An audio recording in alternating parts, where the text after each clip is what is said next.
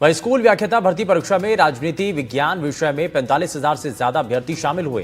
हाल ही में 23 सितंबर को परिणाम जारी किया गया और परीक्षा कुल 225 पदों पर आयोजित हुई थी, लेकिन परीक्षा में महज 6 ही अभ्यर्थी सफल हुए हैं।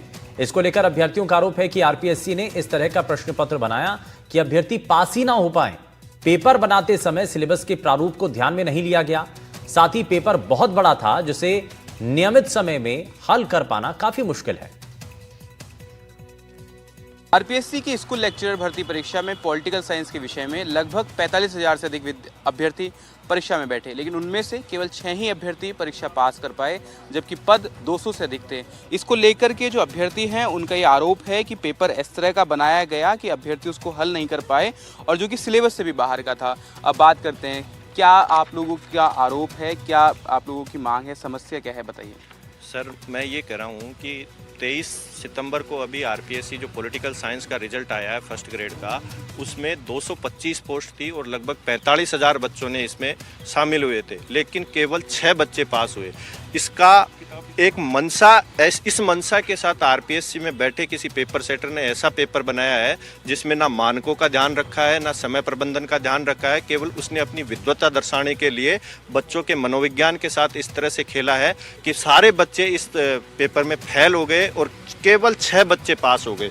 सर, मैं आपको ये दिखाता हूँ कि ये देखो, आरपीएससी ने ये सिलेबस जारी किया हुआ है। इसको 3 पार्ट में बांटा है, सीनियर सेकेंडरी लेवल में, ग्रेजुएशन लेवल में और पोस्ट ग्रेजुएशन लेवल में। हर पार्ट में सिलेबस का डिवाइडेशन है कि 12वीं स्तर में से ये टॉपिक है और ग्रेजुएशन लेवल में से ये टॉपिक है, पीजी लेवल में से ये टॉपिक है। सर, 12वीं लेवल में हमारे यहाँ 4 बुक चलती है एनसीईआरटी की 11th और 12th पर। एनसीईआरटी में से हर बार पेपर में लगभग 30 से 35 क्वेश्चन आते थे, लेकिन इस बार इस पेपर में केवल 3 क्वेश्चन चारों एनसीईआरटी से आए हैं। समझाइए कि जो पूरा हुआ वाकया, तो आप लोगों को पास में आंसर शीट होगी, एक ओएमआर शीट की कॉपी दी गई होगी, उस पर आपत्तियां मांगी गई होंगी। आपत्तियों के वक्त आप लोगों ने आपत्ति दर्ज करवाई थी क्या? पहली बात। दूसरी बात कि अब आपने आपत्ति दर्ज कराई तो क्या आपको जवाब आया है? सर, क्वेश्चन को लेके डायरेक्ट आपत्ति नहीं। आपत्ति इसलिए नहीं है कि बिल्कुल सिलेबस में से बनाया गया है, लेकिन सिलेबस जिस हिसाब से डिसाइड किया हुआ है 3 भागों के अंदर, ओनली पेपर पीजी लेवल से बना है, तो हमारा क्वेश्चन। और दूसरा बात है कि राजस्थान के अंदर जितनी भी यूनिवर्सिटीज है उनमें से जैसे ये पुस्तकें चलती है, मैं राजस्थान विश्वविद्यालय से पढ़ा हुआ छात्र हूँ, उन पुस्तकों में से यदि पेपर नहीं बनेगा तो विद्यार्थी कौन कौन सी पुस्तकें पढ़ेगा? जैसे ये पुस्तकें हैं, मैं वहाँ से पढ़ा हूँ, 4 साल यूनिवर्सिटी के अंदर दिए हैं। वहाँ से पढ़ने के बाद हम 60 क्वेश्चन नहीं कर पा रहे क्या राजस्थान के विश्वविद्यालयों के अंदर चलने वाली पुस्तकें इतनी ऑथेंटिक नहीं है कि वहाँ भी 50-60 क्वेश्चन, 150 क्वेश्चन बना सके?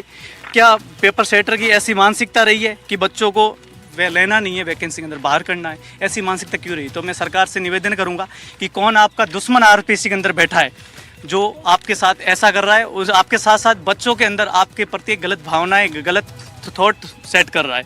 तो मेरा निवेदन है कि आप एक आरपीएससी से कि आयोग के अंदर जिसने भी पेपर सेट किया है, भविष्य में वो पेपर सेटर को बाहर किया जाए, भविष्य में ऐसा पेपर सेटर नहीं आए आरपीएससी के अंदर और जो बच्चों के साथ कुठाराघात करे।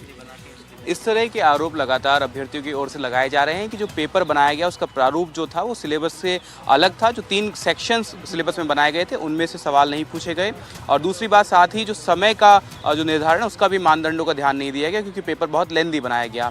इन आरोपों के साथ इन अभ्यर्थियों का कहना की मांग है कि जो पेपर सेटर जिन्होंने पेपर सेट किया आरपीएससी में, उन पर कार्रवाई हो और साथ ही इस समिति बनाकर इसकी जाँच की जाए और उसके बाद पूरा रिव्यू करके जो भर्ती परीक्षा है उसको दोबारा से आयोजित करवाया जाए।